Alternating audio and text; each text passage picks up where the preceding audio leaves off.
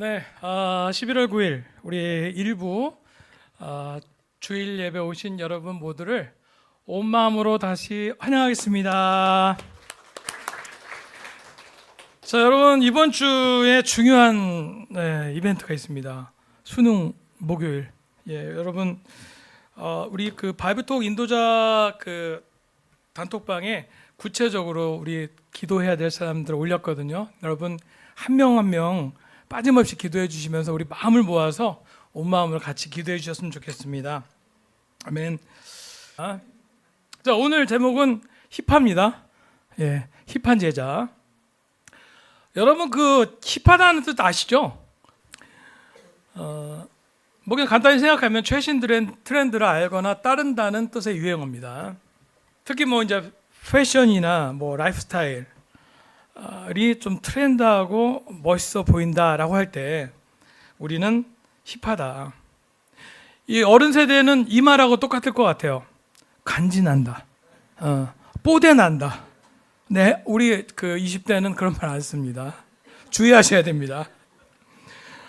아무튼 뭐 저분 좀 힙한 것 같아. 그러면 뭔가 세련되고 매력적인 느낌이 나는 거예요. 이 힙하다는 게 원래 이제 1940년대에 힙스터라는 말이 나왔는데 이 힙스터가 무슨 말이냐면은 그 당시 1940년대 재즈가 흑인의 전유물이었잖아요. 근데 백인 중에서 그 재즈를 좋아하는 백인들 어떻게 보면 반항하고요. 특이한 어떤 이단화라고 할 수 있습니다. 그런 친구들을 재즈하는 젊은 백인을 힙스터라고 불렀어요.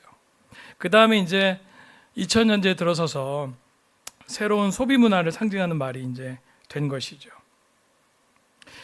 그래서 제가 원래 힙스터의 의미를 생각했을 때는 사실 트렌디하지 않고 즉 유행을 잘 따르지 않고 사람들의 시선을 의식하지 않는 개성 있는 그런 멋, 또 자신만의 분명한 정체성을 갖고 있는 사람들의 모습이 사실은 힙한 것이죠. 어떻게 보면 로마서 12장 2절에 세상의 풍조를 본받지 말고 하나님의 선하시고 기뻐하시는 분별력 있는 제자의 모습, 그게 아닌가 싶습니다. 자, 반면에 여러분 영포티라는 말이 있어요. 네, 영포티라는 말이 무슨 뜻인지 모르는 분 한번 손 들어보십시오. 네, 괜찮습니다. 제가 오늘 다 알려드리겠습니다. 승원, 근데 승원은 영포티는 아니에요. 승원 영포티 아니야. 그게 좋은 뜻인지 아닌지는 혼자 생각해 보시기 바랍니다. 자, 원래 이제 젊고 세련된 이제 나이는 들었지만 최신 유행을 잘 따라가는 좀 세련된 분을 영포티라고, 젊은 40대 영포티가 이제 그건데, 여러분 지금은 어떤 말을 쓰이냐면 젊어 보이려고 애쓰는 꼰대를 부를 때, 그래서 이제 이런 모습입니다. 이게 이제 그 AI로 만든 영상이 저게 이제 화제가 돼서 밈을 만들었어요.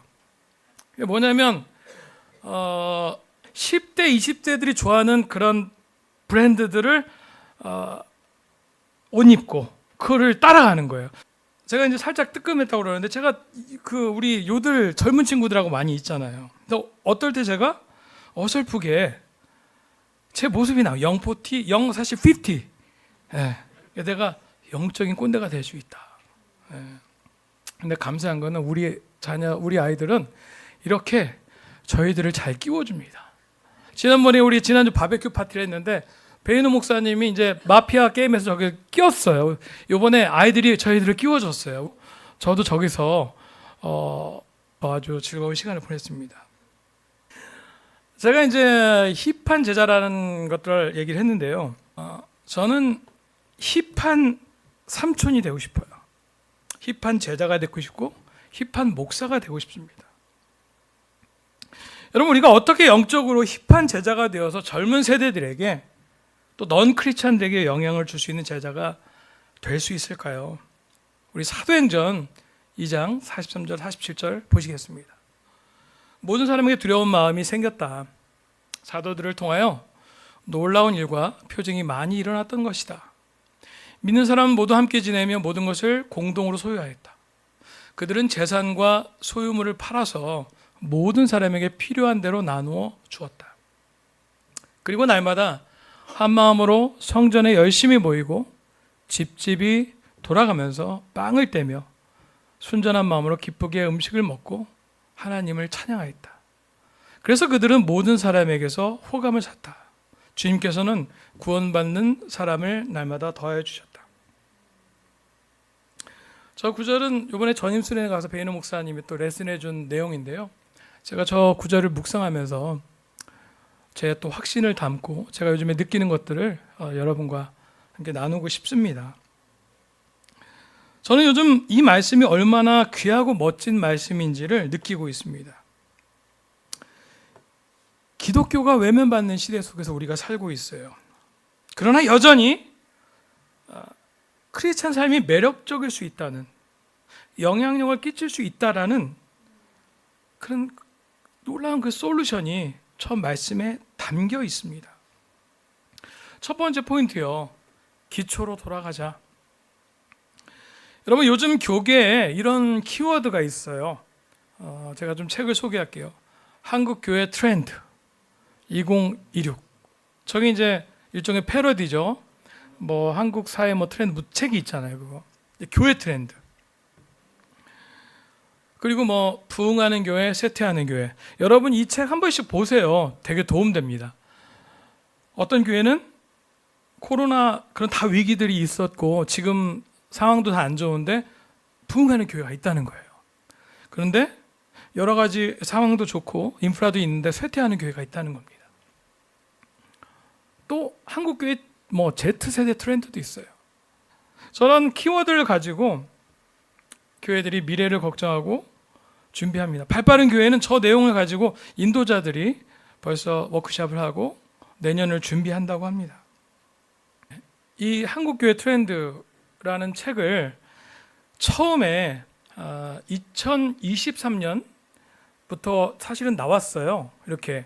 그래서 지금 2026년까지 나왔는데 저걸 처음에 시작한 분이 이제 갤럽에서 일했던 분인데 목회 데이터 연구소라는 곳을 차렸습니다. 왜냐하면 교회는 프로페셔널한 데이터 분석 같은 게 없었기 때문에 본인이 은퇴하면서 정말 교회에 도움이 돼야 되겠다 하면서 연구소를 설립을 했고요. 저는 책을 하면서 강의를 하고 있습니다.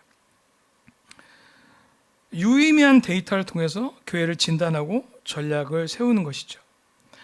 여러분 데이터를 보면 팩트가 보이지 않습니까? 우리 기업에서 일하시는 분들 심지어는 스포츠에서도 데이터로 승리를 거두잖아요. 데이터를 보면 팩트가 보이고 전략이 세워지죠. 이를테면 이런 겁니다. 예전에 여러분에게 소개했던 건데 그 책에 나와 있는 것 중에 하나예요. 한국 사회가 탈종교와 가파른 속도로 탈종교화되고 있다. 2022년 상황이 어떤지, 믿지 않는 사람들이 얼마나 많아졌는데 젊은 세대의 비율은 어떤지, 저걸 보면 어떤지를 우리가 알 수가 있는 거죠. 10년 사이에 개신교 비율이 22%에서 15%까지 하락이 되었다. 심지어는 오른쪽에 가나안 성도 얘기 여러분 들으셨죠? 가나안 성도가 안 나가 성도입니다. 예. 지금 벌써 22년 데이터로도 한 30% 가까이가 본인은 개신교인이라고 하지만 30%가 교회를 안 가는 거예요. 어떻게 보면 우리 기준으로 보면 그리스도인이 아닐 수도 있는 것이죠. 저게 데이터로 보여지는 것입니다.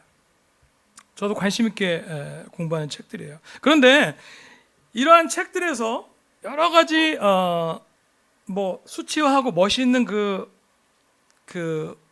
키워드를 만들어서 분석을 하고 발표를 하는데요.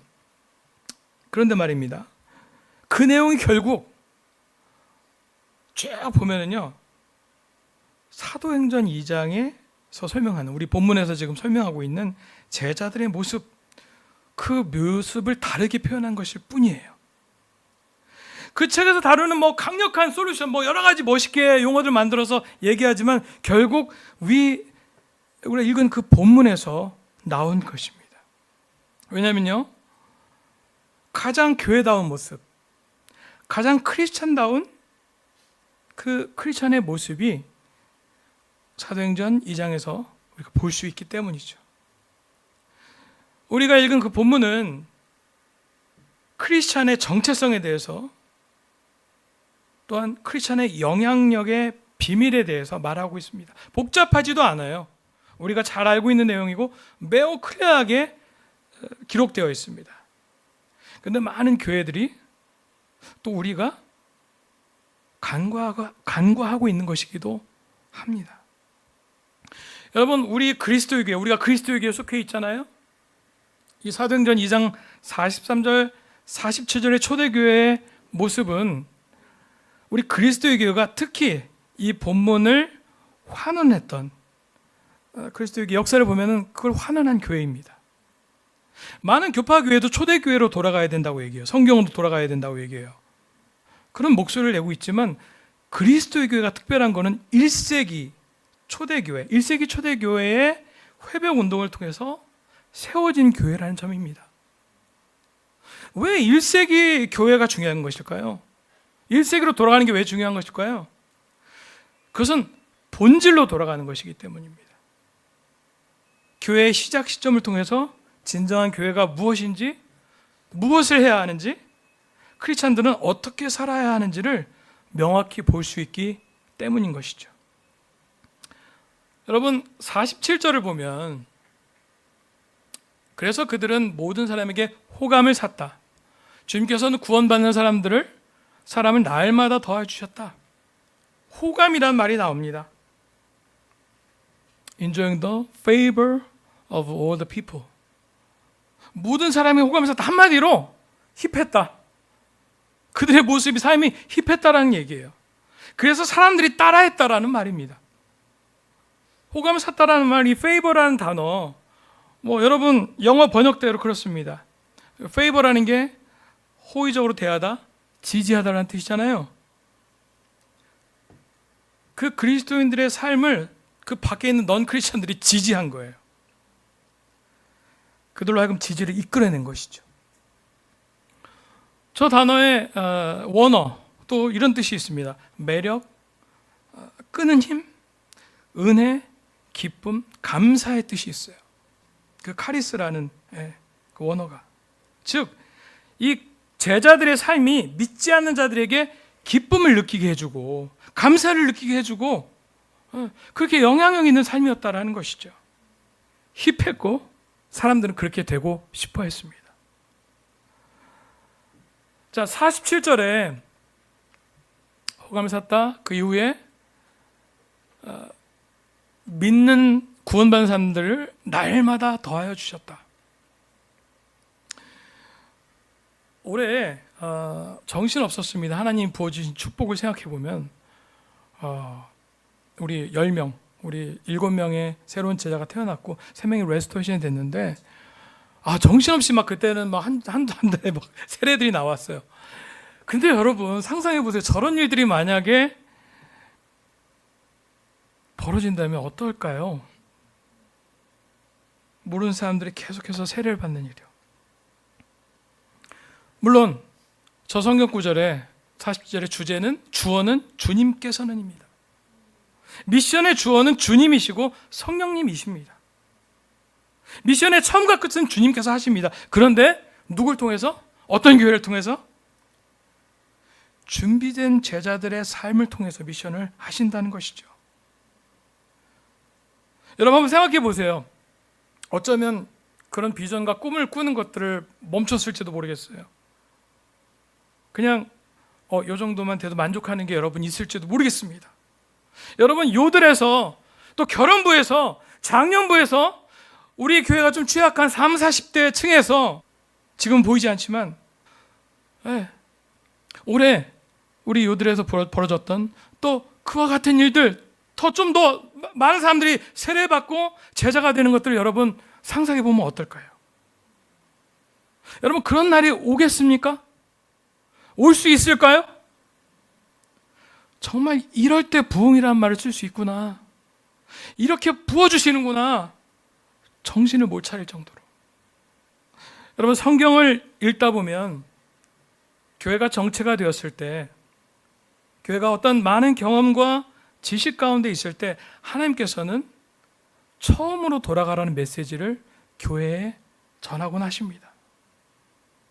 처음에 너희가 무엇으로 시작했는지 첫사랑, 처음으로 돌아가라. 히브리서 계시록에서 얘기하고 있지 않습니까? 저는 우리의 공동체가 더욱 지금보다도 더 사도행전 2장의 모습과 가까워진다면 올해 받았던 축복 2배, 3배, 우리가 상상하지 못하는 하나님의 능력이 이 교회 안에서도 이루어질 수 있다라고 믿습니다. 다시 여러분, 그러한 하나님의 능력을 꿈꿉시다. 지금은 다시 비전을 가질 때인 것 같아요. 아멘. 자, 여기서 세부적으로 보면 뭐 이렇게 나오잖아요. With glad and sincere hearts, praising God. 그들이 한 것들이 키워드로 나옵니다. 기쁨, 순전한 마음, 하나님을 찬양하는 것, 그리고 그것을 함께 했다는 거죠. 저는 앞으로 이 키워드를 통해서 여러분과 말씀을 나눌 예정입니다. 여러분, 그 시간 통해서 혹시 요즘 내가 부족한 부분, 내가 좀 새롭게 해야 될 것들, 그냥 머리는 알고 있는데 삶이 미처 따라가지 않은 부분은 없는지 생각해보는 여러분이 되기를 소망합니다. 그래서 그 시간을 통해서 우리가 뭐 50대, 40대 중년으로서 여러 가지 프레셔도 있고 압박감이 있는 세대잖아요. 그렇지만 여전히 우리가 크리스찬의 정체성, 또 자부심을 갖는 힙한 그런 크리스찬이 되기를 소망합니다. 자, 두 번째 포인트, 오늘 이거 하나 얘기하려고 해요. With glad, 기쁨으로.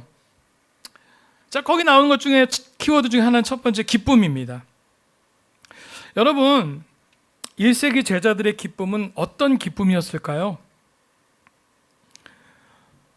이 초대교회의 제자들이 가졌던 기쁨은 단지 기적을 통해서 순탄한 그 성장을 보고서 생겨진 기쁨이 아닙니다. 유대인들의 핍박도 있었고 로마의 박해가 계속되었습니다. 그런 가운데도 제자들은 기뻐하죠. 그리고 복음, 그야말로 기쁜 소식을 전합니다. 왜 그들의 삶에 영향력이 있었을까? 그들의 기쁨은 고난과 시련을 통과한 기쁨이었기 때문입니다. 여러분, 우리는 기쁨이라고 하는 것을 오해할 때가 있어요.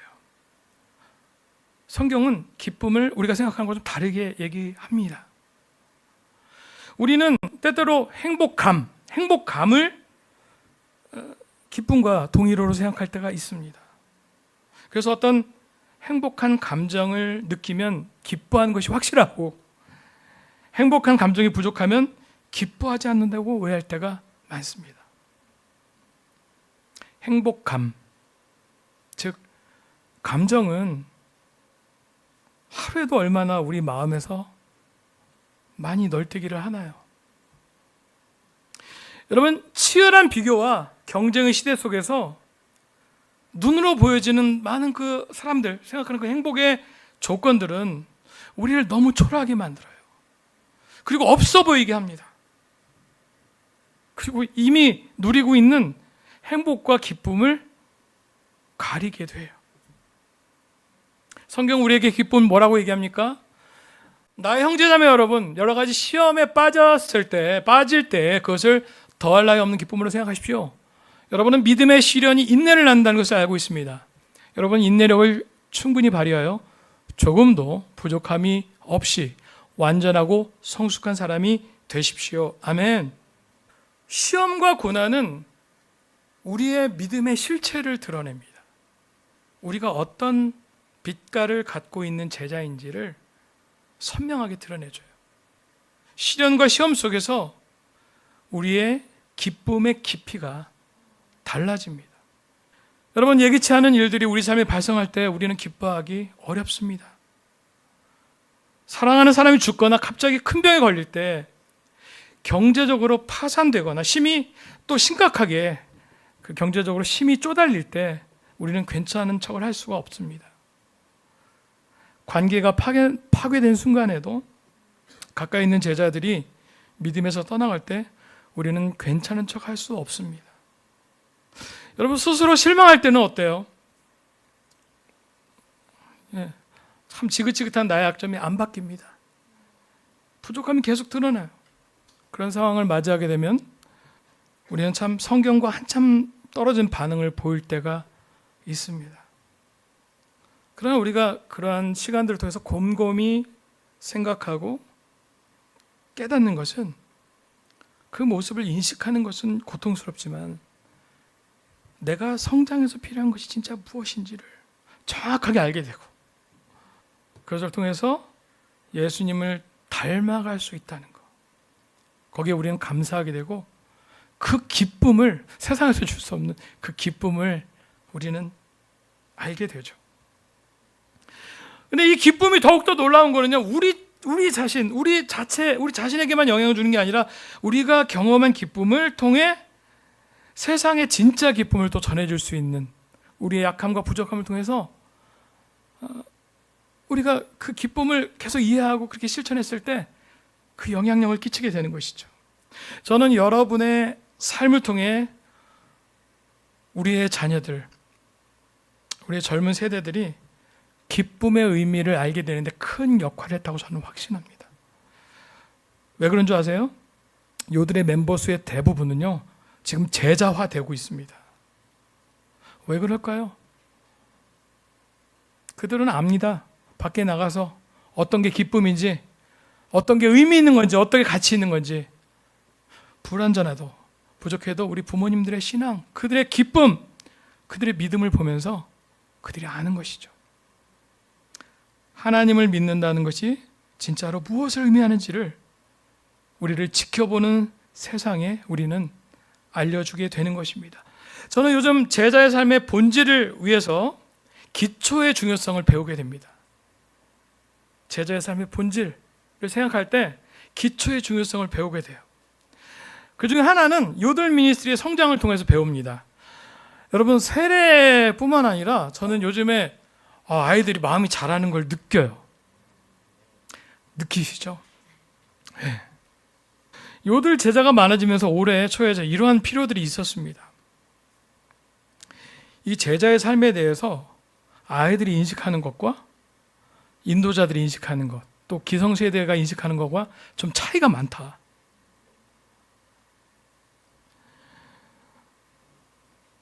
머리로 아이들이 이해하는 것이 실제로 이해하는 것이 아니라는 것을 절실히 제가 깨닫기 시작을 했어요. 사실 그동안 이게 좀 어떤 얘기냐면, 우리는 예전 스테이지, 우리의 캠퍼스 때와 다르다, 우리의 청년과 다르다. 그래서 아이들의 자발성, 또 기다려주고 믿어주고, 우리는 조언자가 되고 옆에서 서포트를 해줘야 된다, 아이들이 할 수 있도록. 그런데 디렉션은, 우리가 강하게 디렉션을 주고 우리가 끌고 갈 필요는 없지만 중요한 거는 제자 훈련이 필요하다는 거예요. 그리고 하나하나 가르쳐줘야 된다는 거예요. 애들이 되게 이렇게 눈치가 있고, 그래서 이 어른들이 뭘 요구하는지 대답이 딱딱 나오거든요. 애들이 착착착. 그러면은 애들이 이해했구나. 근데 어떨 때 지내다 보면 너무 진짜 아무것도 아닌, 너무 단순하고 진짜 이거는 어떻게 얘들이 이걸 이렇게 할 수가 있지? 라는 게 생기거든요. 그러면서 들어가는 거는, 제가 생각하는 거는 더 아이들의 삶에 들어가서 구체적으로 디렉션도 주고 푸시하는 건 아니죠. 예. 그러나 같이 걸어주고, 또 기본적인 것들은 가르쳐주고, 또 그 제자의 삶에 막연한 머릿속, 또 자기들이 경험한 것들이 실제적으로 삶 속에서 구체적으로 이렇게 해야 된다라는 것들을 가르쳐줘야 된다라는 걸 제가 깨닫게 시작한 거죠. 그러면서 변화를 막 경험을 합니다. 저희 이제 2개의 발부터 있고, 남자 캠퍼스 형제들이 조금 제자 훈련이 많이 필요해요. 같이 걸어줘야 되고 설명도 많이 해줘야 됩니다. 근데 직접 들어가서 같이 도와주고 구체적으로 또 알려주고, 그 5명의 소그룹, 또 때로는 군대 간 2명의 또 대학생들과 해서 7명의 그 소그룹 단톡방에 만나서 이런 걸 하고 있어요.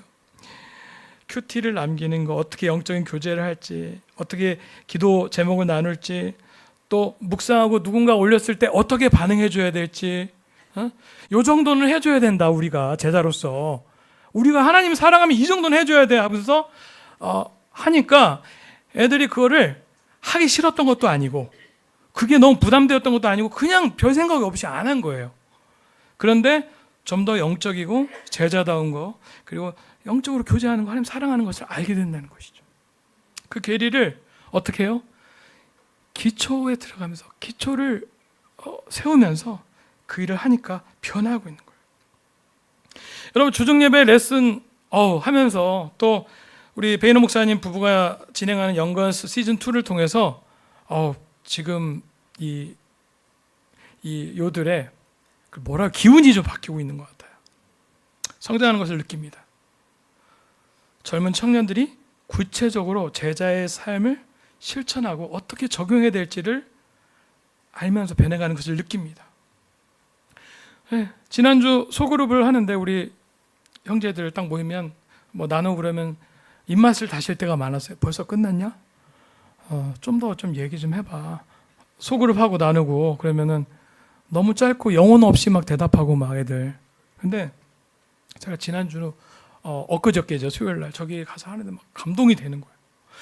얘가 이런 애였어? 저 그런 생각이 들었어요. 누가 방문자로 왔을 때 오늘 우리의 모임과 쉐어링을 들으면서 영향 받을 수 있겠다. 하나님이 놓치기 쉬운, 우리가 그냥 간과하는 기본을 생각하면서 그 본질, 기본으로 돌아갈 때 축복하는 것을 제가 느낍니다. 여러분, 두 번째는요, 제가 요즘에 수영을 하면서 기초의 중요성을 좀 느껴요. 아마 지금 저를 보면서 수영하는데 별로 변화가 없네, 이렇게 좀 기다려 보세요. 베이너 목사님의 잔소리를 많이 들으면서 제가 정말 마음이 변하고 있습니다. 네, 진짜 감사해요. 왜냐하면 육적인 훈련은 영적인 것들을 보여주기 때문에. 근데 제가 일주일에 3번 7시에 수영장을 가는데 사실 20년 전에 제가 저병까지 했어요. 근데 상상이 안 가죠. 근데 오래 못 가. 한 2-3번 하면은 그냥 푹 가라앉고 자유형이 특히 안 돼요. 근데 왜 안 될까? 그때 정말 잘하고 싶었어. 오죽해서 막 꿈을 꿨어요. 수영을 막 내가 잘하는 꿈을. 물에 팍 들어가서 너무 몸이 가벼운 거야. 손이 막 저절로 막 가. 이게 진짜구나 그러면서 깼는데 꿈이었어. 근데 이번에 제가 알게 됐어요. 뭐냐면 호흡과 발차기가 너무 중요하다. 왜냐하면 저는 음악하는 사람이니까 나도 모르게 복식 호흡하는 거예요.